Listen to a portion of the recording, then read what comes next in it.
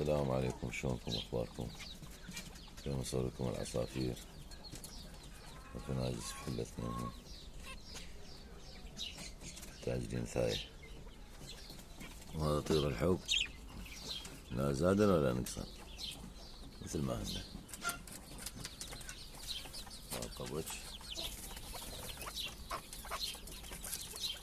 هذا ذكر هاي واعتقد اثنين ذكورة.